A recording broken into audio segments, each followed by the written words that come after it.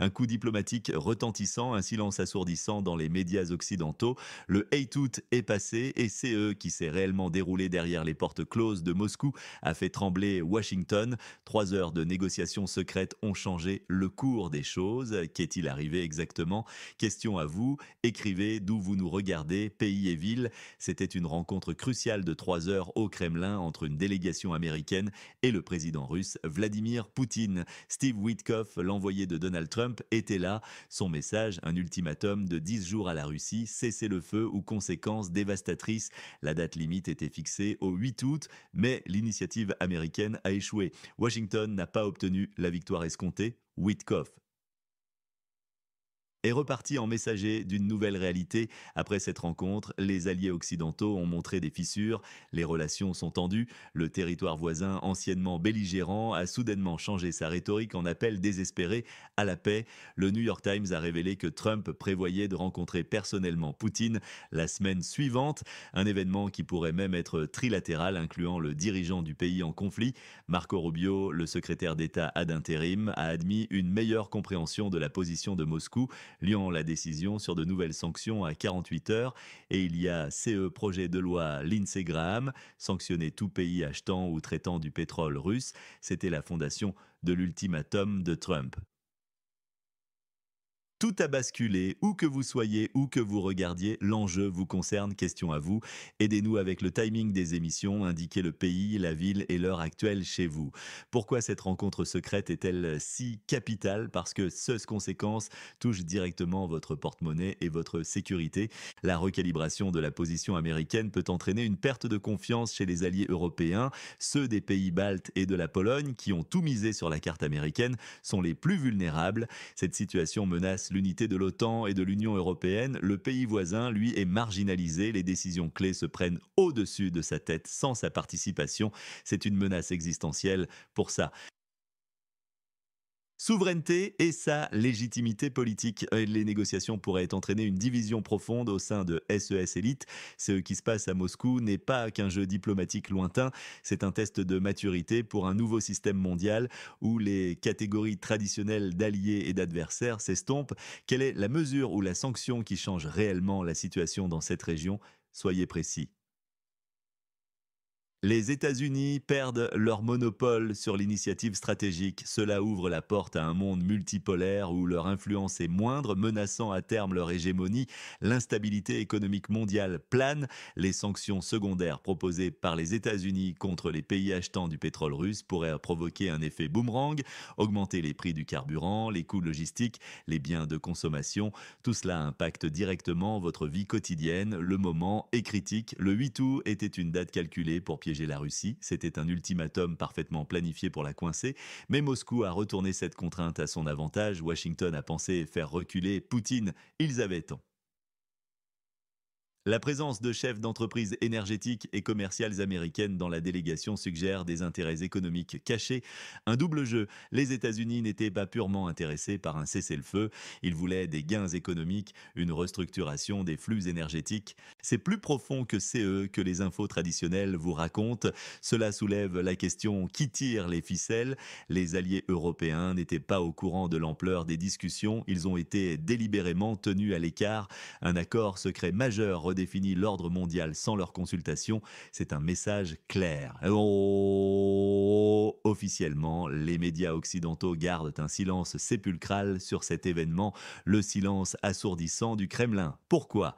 Pour dissimuler la défaite diplomatique et l'échec de leur stratégie, pour masquer les fissures internes. Ils craignent que la vérité ne fasse chanceler l'unité de leur politique, mais nous vous apportons cette vérité. Le dirigeant du pays de l'Est a soudainement changé sa rhétorique belligérante pour des appels désespérés à la paix. C'est la preuve la plus concrète d'une défaite, d'un contournement diplomatique. Une théorie circule, Washington a été piégé par son propre ultimatum. Poutine l'a transformé en opportunité, révélant la faiblesse américaine et forçant les négociations selon SES propre terme.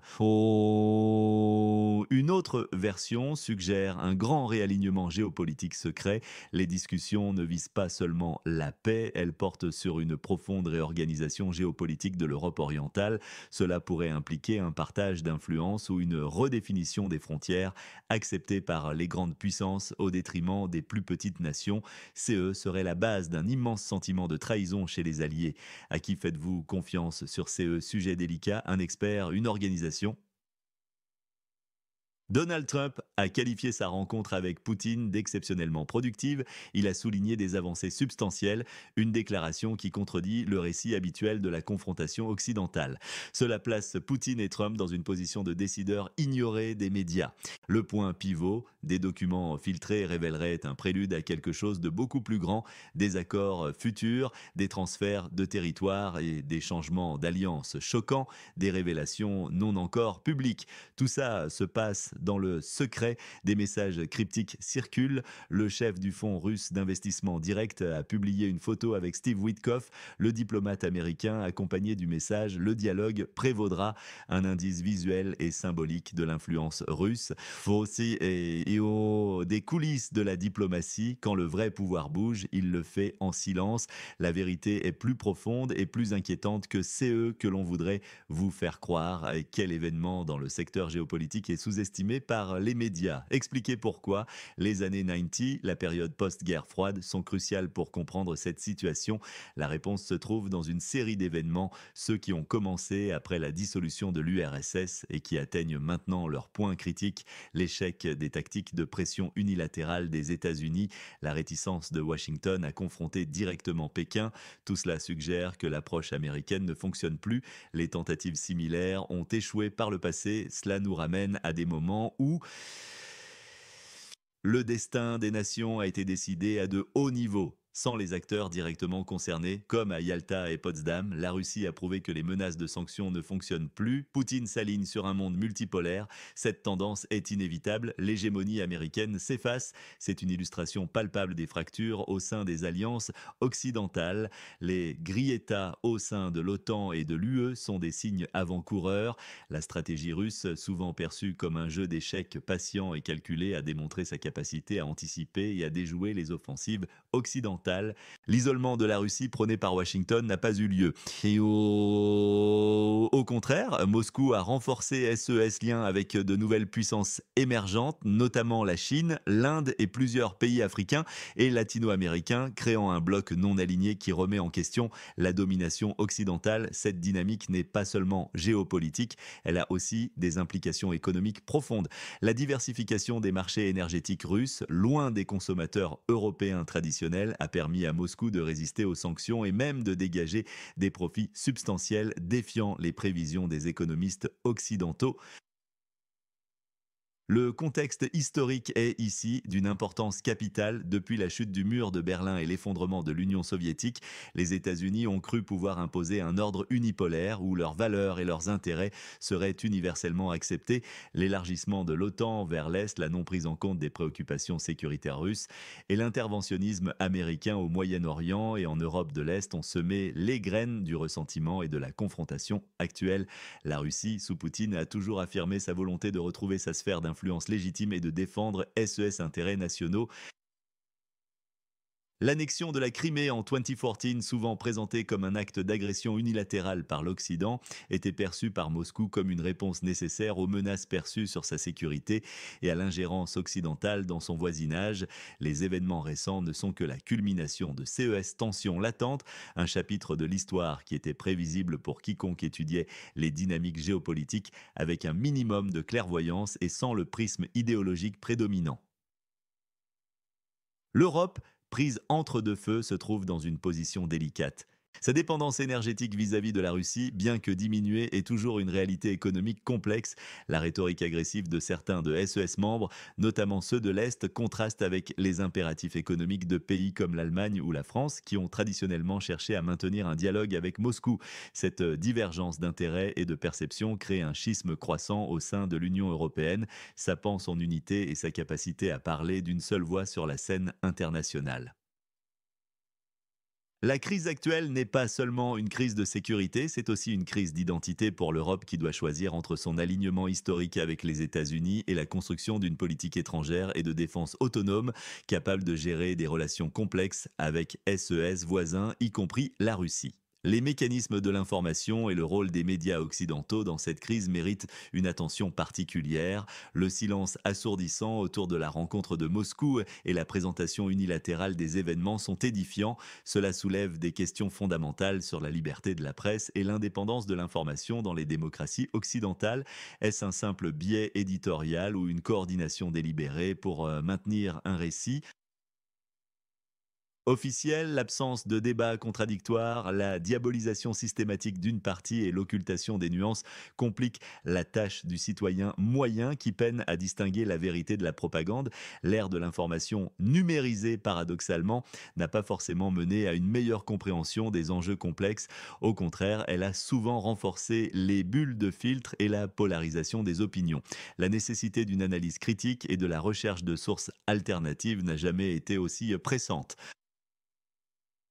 Les répercussions mondiales de ces tournants diplomatiques sont considérables. Au-delà de l'Europe de l'Est, l'ensemble du système international tel que nous le connaissons est en pleine mutation. Les institutions de gouvernance mondiale comme les Nations Unies, le FMI ou la Banque mondiale, créées après la Seconde Guerre mondiale pour refléter l'équilibre des pouvoirs de l'époque, sont de plus en plus contestées. Les pays émergents réclament une plus grande représentation et une voix plus forte dans la prise de décision globale.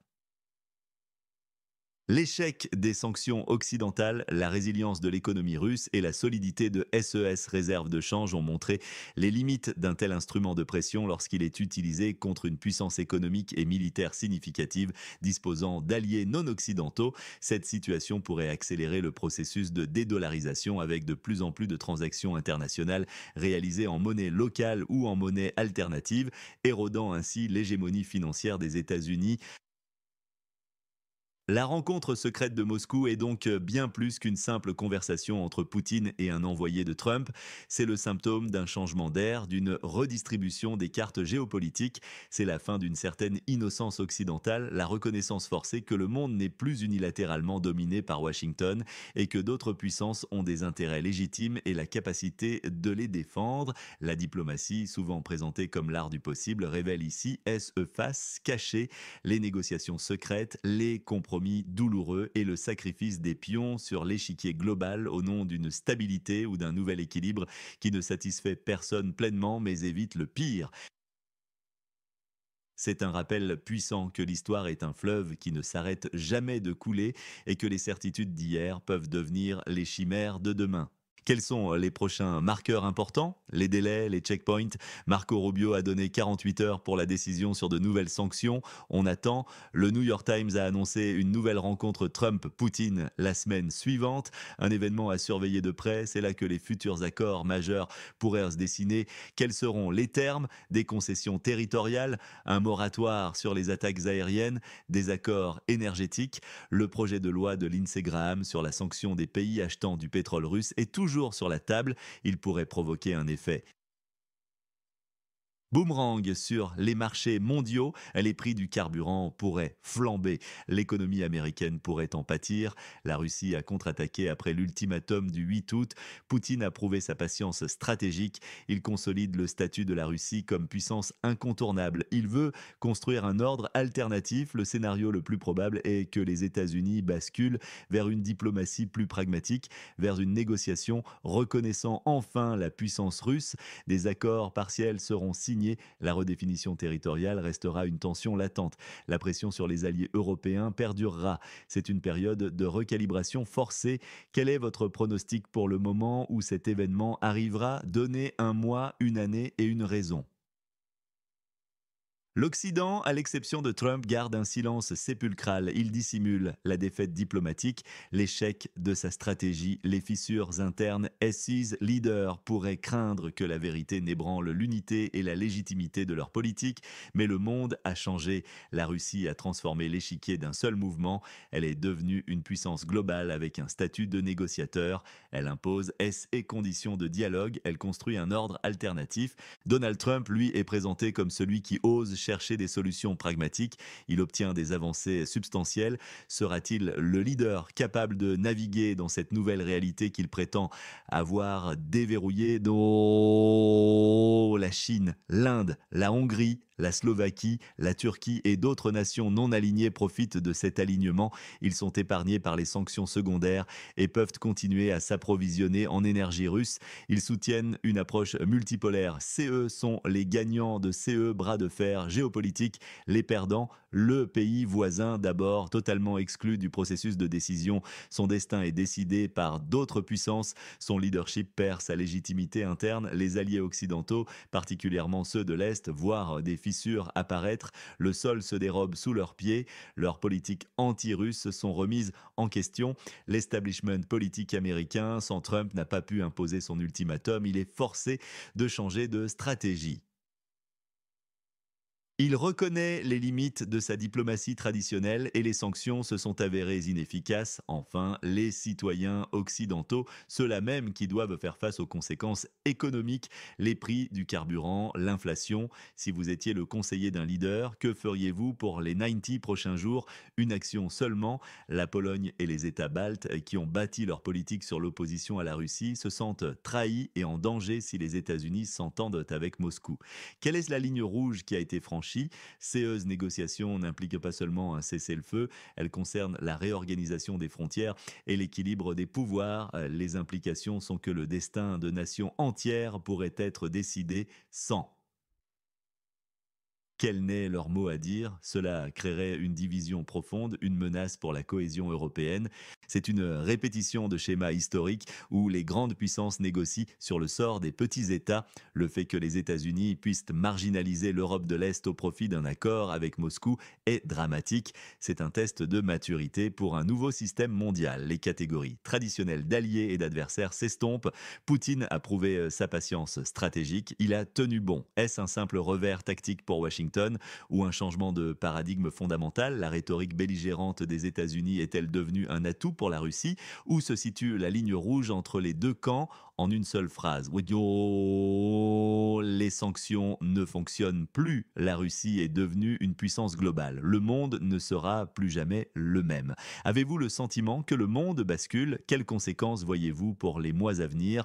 Abonnez-vous à notre chaîne pour ne manquer aucune de nos analyses percutantes. Activez la cloche pour être informé de chaque nouvelle vidéo qui décortique la vérité cachée. Partagez CE message avec ceux qui veulent comprendre CE qui se passe vraiment. Vos commentaires sont notre force.